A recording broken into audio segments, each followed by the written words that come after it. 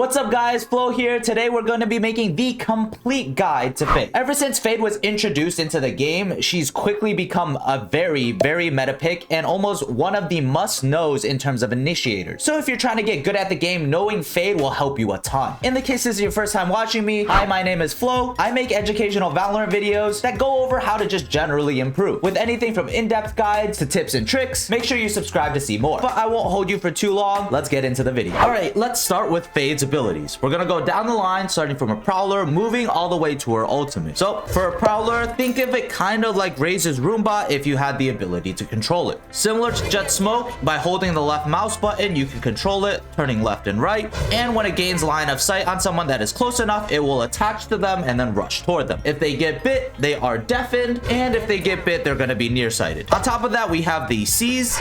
Anyone caught within this radius will get tethered to the center, not able to escape the circle. They're also deafened and decayed, taking a significant amount of damage just within the first second of it attaching to you. Her signature ability is the Haunt, similar to Sova's Dart.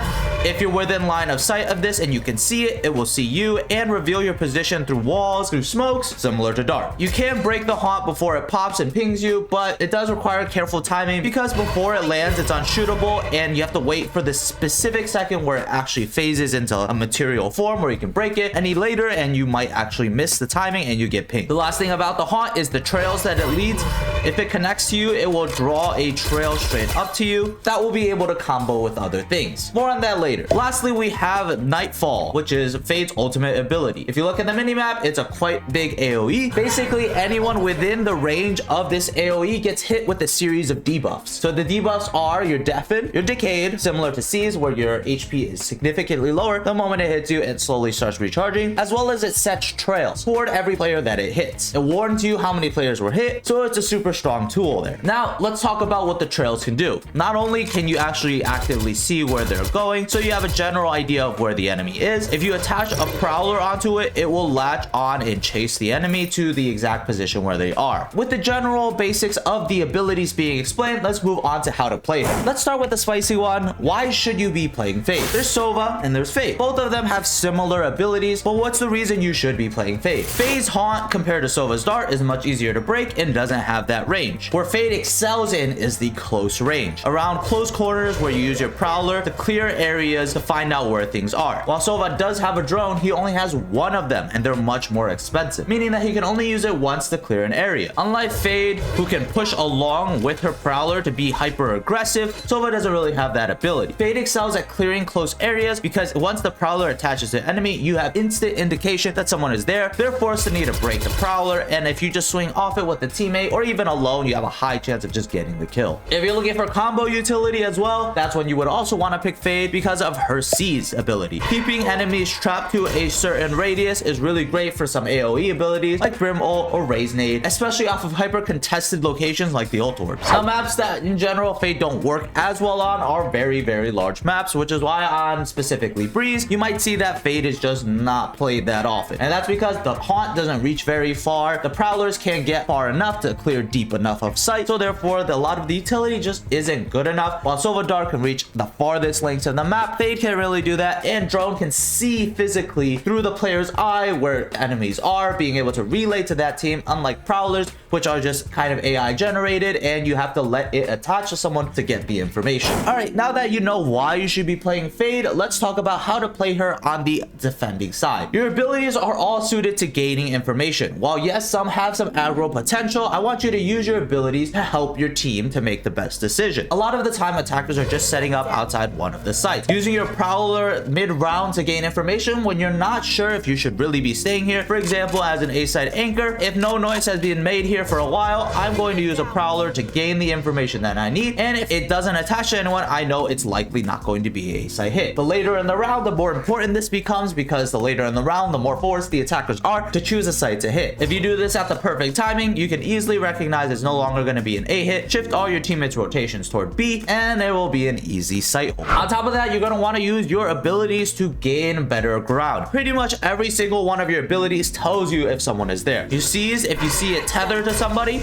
then that means someone is there. Your Haunt, if it's broken or if it scans somebody, then you know somebody's there, and obviously the Prowler as well. Use any one of your abilities to try to figure out if someone's there. If they're not, you're allowed know to take a more aggressive position, ones that they might not normally expect you to be in, especially mid-round. If they saw you aim main early, they might not expect you to be in cubby next, but because you have this utility to clear out this cat area, you can easily transition to here. As for sight holds, there usually is a smoke toward B main. If you're swinging through your own smoke, remember to prowler through, but you don't need to always fully control it. Letting go of it at a certain point allows you to pull out your gun, swing with it, and the prowler will still latch onto anyone who it sees. This is especially good if you know that they haven't come out the smoke but are getting ready to. So the moment that you come out, your gun is out, the enemy runs out the smoke, the prowler immediately spots them, latches onto them. Now they're forced to shoot between a prowler or you. Either way, it's not an easy choice. If they don't kill you instantly, they're going to be nearsighted, can't see you from this distance, and you just kill them. This is why you should be timing your prowlers inside of the smoke or right before they execute, because it gives you really good timing or they're pretty much just unable to deal with it. This allows you to shut down a lot of the pushes at the choke, since the prowler is going to distract one or two, because imagine if you were in the smoke, just because the prowler is not latched on you doesn't mean you don't turn to try to shoot it for your teammate. Timing it probably could completely disrupt the push. Next is to set up haunt lineups that are hard to counter, similar to how Sova will dart somewhere like the back wall from back sight when the enemy is executing outside of B main. Fade can do a similar thing. During a well-placed haunt, will scan people and you're allowed to shoot them the wall, or just in general better position yourself for the hit that will come in. Knowing the distancing and spacing between the enemy tells you which one you need to focus on first. It also allows your teammates who are behind smokes to spam through the smokes and get the kills as they're running onto site. Lastly is communicate with your team. Like I said earlier with C's, it's a really great combo utility. Raise, nade, and fade C's combo is one of the strongest and most annoying things that the attackers will consistently need to worry about. Essentially, if you do it like 1 or 2 rounds in a game, they no longer have the ability to fast push, because any fast push might just instantly get their entire team deleted. If they're hugging the barrier, waiting for it to drop, and then running immediately in, you and your Raze could sit out the side, bounce it off the wall, and with a well-placed combo, there's nowhere for them to run, and you get free kills. Now you've conditioned the enemy to need to wait at least 4 to 5 seconds every round before they could even start taking some of these choke points, giving your entire team ability to just cross over here for free, because they're not going to be peeking. Now, if you're going to be doing this Raze fade combo, then make sure that you're not always doing it toward one side of the map, and split it up. Apply this pressure across the entirety of the map, making them extremely worried that it's not just a one-sided thing. And by alternating, you really can catch them off, especially if they went B one time, then they expect A to be clear, and then you catch them off there. As far as the retake, I want to explain that retake as fade is extremely strong. And if you're alive and you have no way of actively being helpful on the defense, and you have no way of actively being helpful on the side hold, playing retake is almost always a solid idea. Her haunt is extremely strong for spotting sight and initiating the retake. Her prowlers will follow any of the trails that are created, as well as just in general even near spaces, even if there are no trails. Her C's can do the same, or clear any smokes to make sure that there are no enemies just kind of sitting inside the smoke. If you have nightfall, this is the perfect time to use it, as it usually covers up the entirety of sight and creates the trails that your prowlers need. If you're running through a smoke, try to use your prowlers to go through first, bait out any shots from the attackers who are defending, and just by the sound cue, you will instinctively know where they are. The last thing is, what position should you really be trying to play? Well, in terms of positioning, you want to combine all the things we talked about Fade and why she's strong. She's extremely strong on retakes, and she's extremely strong at punishing people who are running through smokes. So in that case, playing in an area that allows you to deal with both is the best. In this case, it seems like Tree on Ascent would be a very good example, where if they're coming out A, you're easily able to support with a prowler, tossing it toward main and stopping much of the push there, as well as being able to seize. You're able to continually have map pressure by clearing up cat, getting into aggressive positions, and if need be and the sight hit is too strong, always back up, throw your haunt through the smoke, get the kills, or just play retake and wait for your team to come. Choose positions that best allow for this sort of play style, where you can engage and disengage from sight holds as freely as possible. Now, with the defending side out of the way, let's talk about the attacking side. Your role as an initiator is to gain information, and I don't think anyone really doesn't know that. The ways you would do this is normally either between your haunt or your prowler. Remember that haunt in general is usually a stronger sight hit utility than the prowler. This is because it gives a wider scan and forces an enemy to shoot it, while a prowler, if no one is there, sometimes isn't as useful. Plus, if you use your haunt, it's on a cooldown that is significantly long, unlike the prowler. While yes, you don't get one back, but you have a second one that you can use immediately. This is why on something like an A rush, it makes sense to prowler first, clear anyone that's maybe opping the angle or playing close. Then when you get close, you'll throw haunt,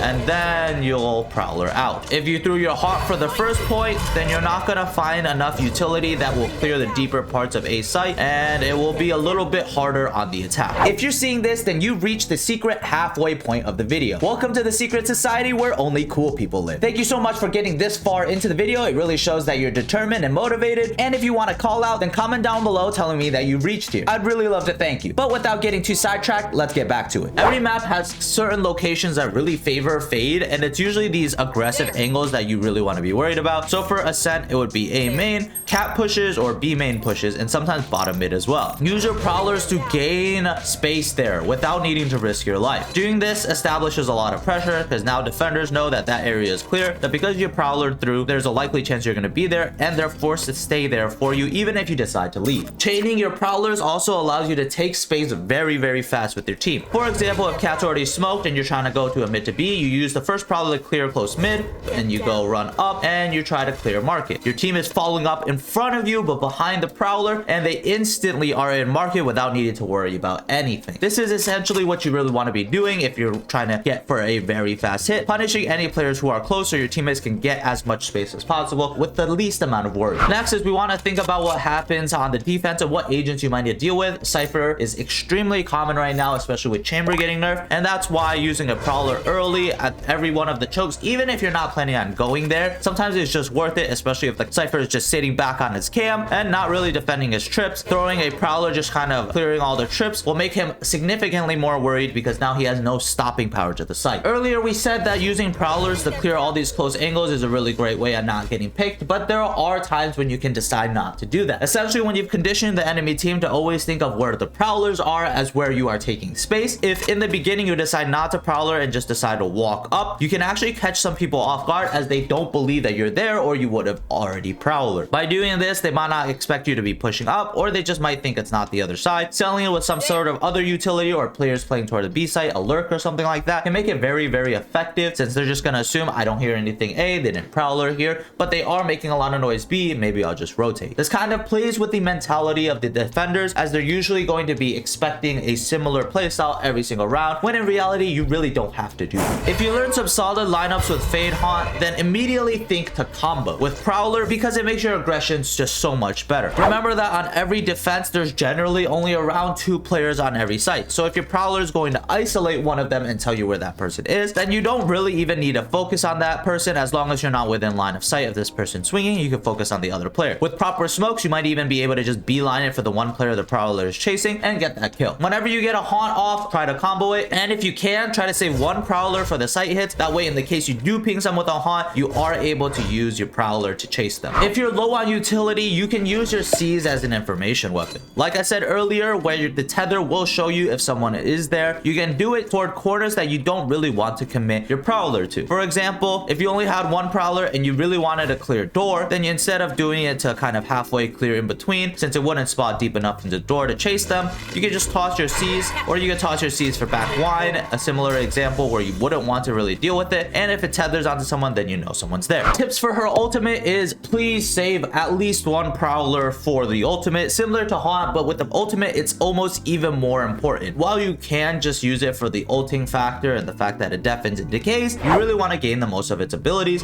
So saving a Prowler or two, since there are usually multiple defenders being hit with it, if you attach both, this makes the sight hit just so much stronger. Another tip with Nightfall is stop walking. I can't explain how many times where I see that people just ult and then are still walking when everyone is deafened. They literally cannot hear you at all. So you really should just beelining it as fast as you can. They don't have any timing, and they realistically can only play off of the really crappy situation that you've handed them. By walking, you kind of just wait out the timer, and eventually they'll just be able to hear, and their health will be up. So it's kind of just, there's no point. Yoru specifically works really well with Nightfall, as if the entire team is deafened, even his regular gate crash or his TP for the back of sight will not be heard. And usually with that, they are too busy focusing on the fact that sight hits are coming in. Also, your Prowlers are chasing them. To notice that Yoru has TP to their back lines, and Yoru can easily clear almost the entirety of sight with that. Let's talk a little bit about post plant. So post plant, we have if the spike is down, what you should be doing. Use your C's or save your C's for then. It's usually probably one of your most saved utility because it's it's hard to find super valuable times to use it, but using it on the spike will kind of ensure that they're low. Not really for the tether portion unless you have some sort of AoE like Raise Nade or Brimstone Ult or something like that, but in general it makes sure that they're low. So if you just toss it over and they're low HP, you can just spam through the smoke and there's a high chance you just kill them just with a straight bullet. Now if you're on the defensive side holding off the retake, what you really want to be doing is, if you can, save the haunt for the retake. So on A, it would be throwing a haunt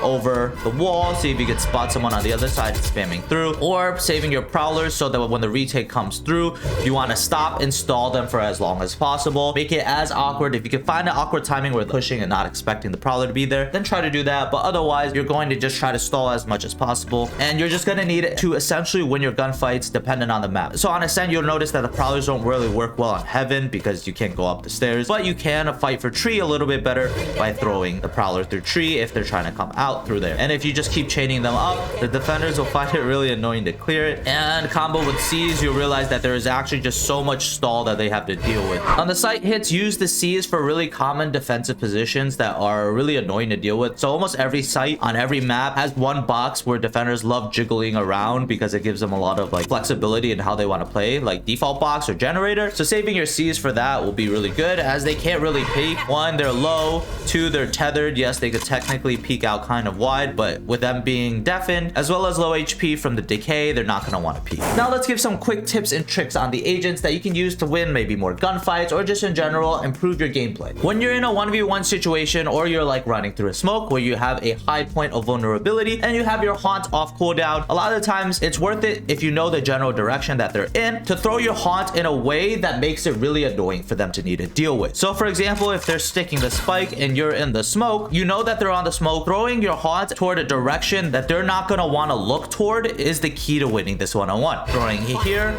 as it pops, you swing through. So with this hard decision by the defender, you kind of put them in a really crappy position where they need to go one tap the haunt and flick back to you and kill you. Much harder than just swinging through. Next tip is, if you're trying to be aggressive toward a certain area, sometimes it is not worth it to prowler through. This is usually in some sort of flanking play or some lurking play because it just gives away your position. So let me describe a very common situation. You guys are splitting A, you guys are coming up cat, there's a smoke for Tree, and your teammates are coming out A. You guys pretty much have A. Now you're trying to get a flank up through grass or try to get aggressive into Tree, but instead you decide to prowler through the smoke. Now the issue with prowling through the smoke, if you think about it from the defender side, if a prowler comes through the smoke and I break it, I'm going to expect the player to push up behind it. It's just pretty common sense that you committed utility, so you're probably going to try to take that space. Now that kind of gives away your secret edge, especially if you're flanking or lurking. It just doesn't make sense. So instead you should just walk, take your time, and clear manually, even though it seems like it would be better if the prowler just spot them. It kind of doesn't, because at the very least you have the jump on them, as they aren't going to expect a push. If they hear like the door closing, for example, they'll think, oh, they're already on site. You kind of lose that element of surprise if you prowler through. So with that being said, you should though prowler when you're not planning on going through. This is because a lot of the times with a smoke like this, they like to push out behind it and shoot you in the side of the head when you pass the smoke. So instead you can throw your prowler through the smoke. Once you've cleared that nothing's there, you can ignore it, making sure that no one's gonna hide in the smoke to kill you, and maybe even stalling the Tree retake because they see the prowler, they're like, oh shoot, could be pushing. In reality, you've already gone onto site. The last tip comes with a little bit of prediction. You can keep tabs on the entire enemy's ult economy throughout any point of the game. When you realize that they have a specific ult off one point, then it's very likely they're gonna go for one of the ult orbs. If you know that, guess what comes into real handy at these certain points? Raise and fade combo. So certain maps have certain advantages depending on the site they're playing. Killjoy, for example, which is slowly coming into the meta with the chamber nerf, is one example of a really strong, really easy to read agent. Usually B site is just better in terms of Killjoy ult. This is because an ult here or here pretty much clears all of site, while the one for A leaves like hell and certain areas of heaven completely unguarded. So with that being said, on certain rounds I will read this, maybe ask the raise, hey, can you join me? Let's raise fade a combo off the ult orb tap. And the moment you do, you can do it from this window, or you could just do it a normal one, or if you really want to get like super aggressive, you can even just throw it off the beginning, because it's very likely that they're gonna come for it in the beginning to get the kill, and you get a free kill just because you read the enemy's team's plan. And that's just about it. Hopefully this guide gave you tips and tricks on how to play Fade better, helped you understand the core mechanics behind her, and what exactly your job is. If you enjoy the content, make sure to like and subscribe. It helps out the channel a ton, and comment down below if you have any other type types of videos that you want me to cover. But with that being said, I'll see you in the next video. Flow out.